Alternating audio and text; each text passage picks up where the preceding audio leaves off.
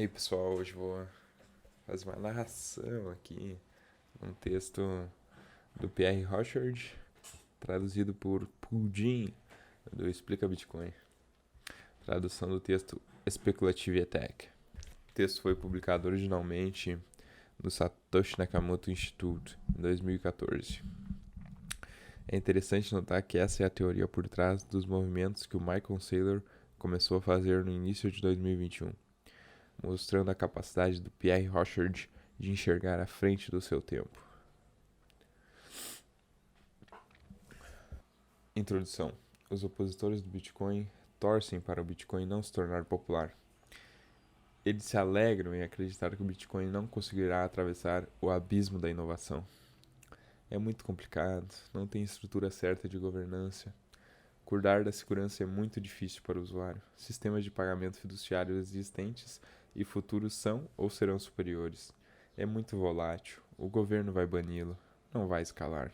A resposta da comunidade Bitcoin é discutir interminavelmente sobre os pontos acima ou encontrar seu lado derrotista interno com chavões como: Bitcoin, a moeda não importa, é a tecnologia de cadeia de blocos que importa.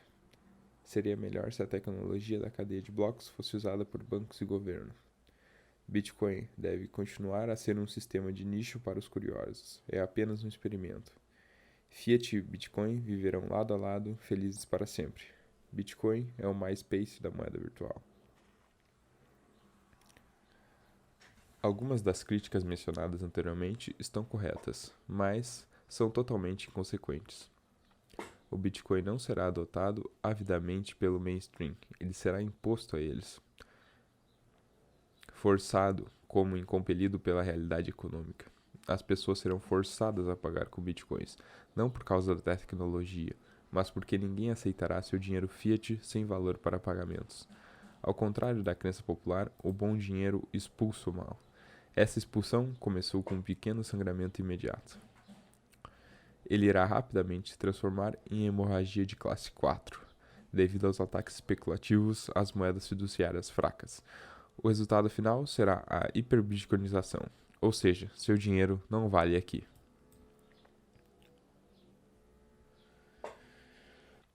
Lei de Thiers, o bom dinheiro expulsa o dinheiro ruim. Historicamente, foram as moedas boas e fortes que expulsaram as moedas ruins e fracas. Ao longo de vários milênios, moedas fortes dominaram e expulsaram as fracas na competição internacional.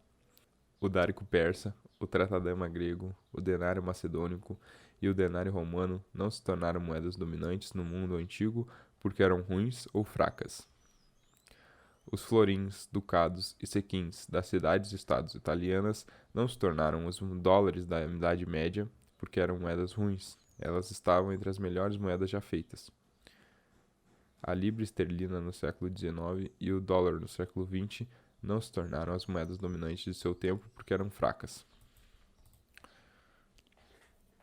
Consistência, estabilidade e alta qualidade têm sido os atributos de grandes moedas que venceram a competição para o uso como moeda internacional.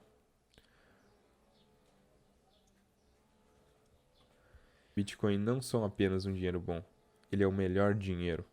A rede Bitcoin tem a melhor política monetária e a melhor marca.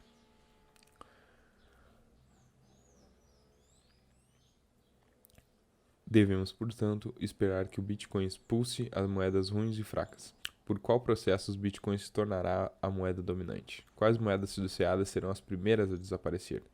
Essas são as questões interessantes da atualidade, pois as premissas necessárias para essas questões já são verdades estabelecidas. O sangramento Fiat. A tendência atual do Bitcoin é aumentar o valor em uma linha de tendência exponencial, à medida que novos usuários chegam em ondas. O bom dinheiro está expulsando lentamente o mal. Dois fatores impulsionam isso. 1. Redução da assimetria de informação. As pessoas estão aprendendo sobre Bitcoin e percebendo que Bitcoins são, de fato, o melhor dinheiro. Possíveis motivos sobrepostos. TDAH, fetichismo compulsivo da novidade induzida por nossa cultura de consumo do pós-guerra e ou processos biológicos inatos. FOMO, medo de perder, medo de ficar de fora. Veja a teoria do arrependimento e grupos internos, também conhecido como avareza e busca de status.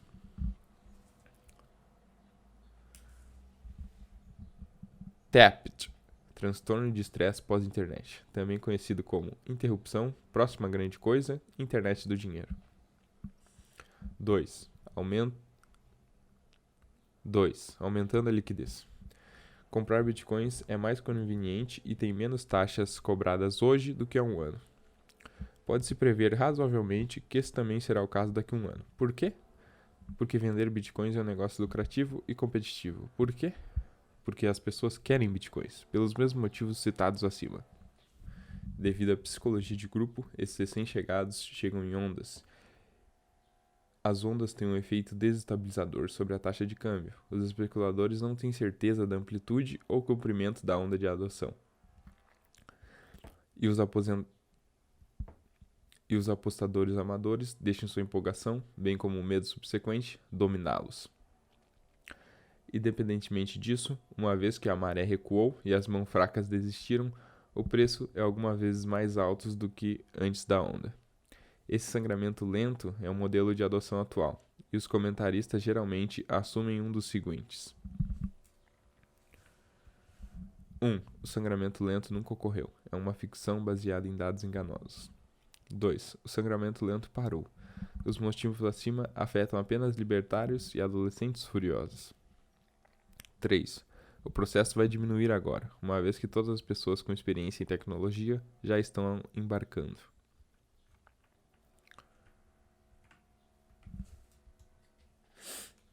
Minha própria previsão é que o sangramento lento está se acelerando e é apenas o primeiro passo. A segunda etapa consistirá em ataques especulativos que usam Bitcoin como plataforma. A terceira e última etapa será a hiperbitcoinização. 2. Crise cambial. O sangramento lento leva à crise monetária à medida que o valor esperado dos bitcoins se solidifica na mente das pessoas.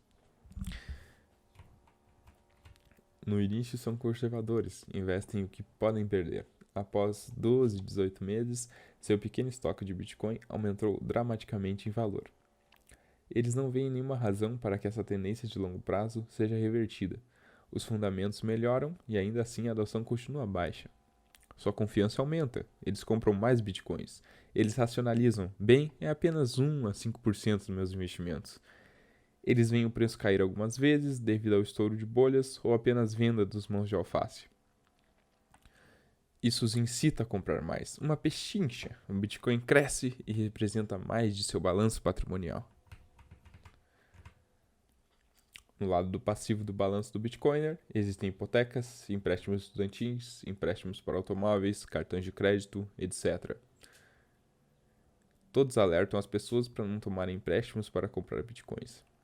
A realidade é que o dinheiro é fungível. Se você compra bitcoins em vez de pagar o principal da hipoteca, você será um investidor Bitcoin alavancado.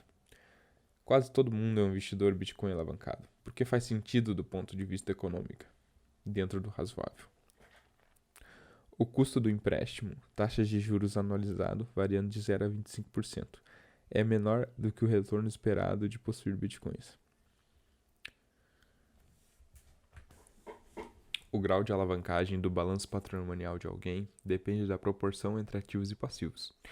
O apelo da alavancagem aumenta se as pessoas acreditam que os passivos denominados em fiduciários vão diminuir em termos reais. Ou seja, se elas esperam que a inflação seja maior do que a taxa de juros que pagam. Nesse ponto, torna-se fácil tomar emprestada moeda local fraca usando qualquer garantia que um banco aceite. Investir em uma moeda estrangeira forte e pagar o empréstimo mais tarde com os ganhos realizados. Nesse processo, os bancos criam moeda mais fraca, ampliando ainda mais o problema.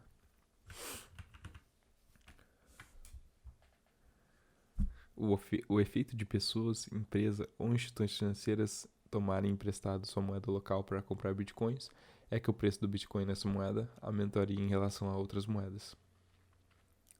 Para ilustrar, digamos que os indianos de classe média se transformem em bitcoiners. Milhares de compradores se transformam em centenas de milhares de compradores. Eles pegam emprestado rúpias indianas usando qualquer garantia não onerada que tenham, casas, negócios, joias de ouro, etc.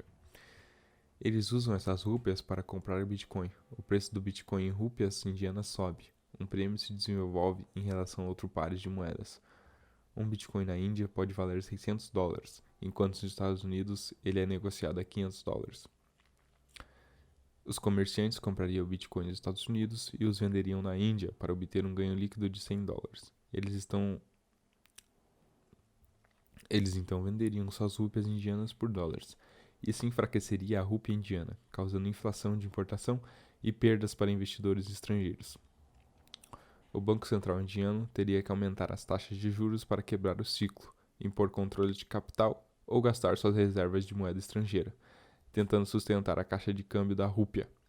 Apenas aumentar as taxas de juros seria uma solução sustentável, embora colocasse o país em uma recessão.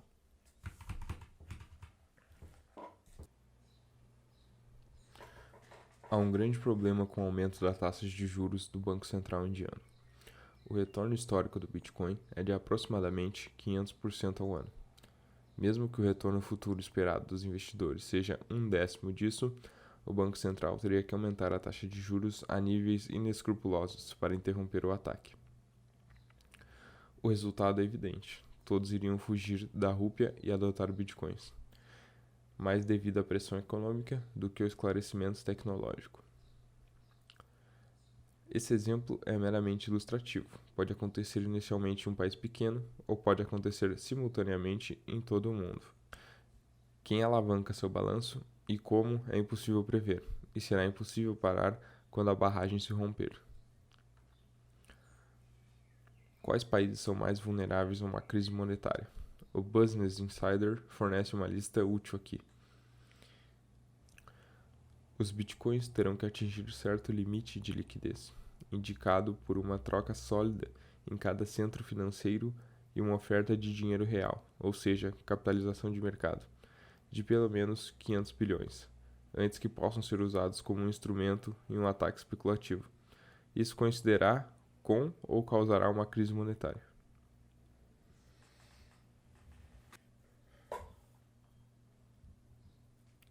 Três.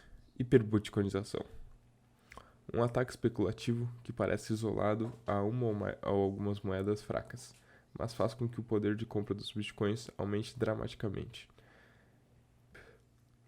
Repetidamente se tornará um contágio.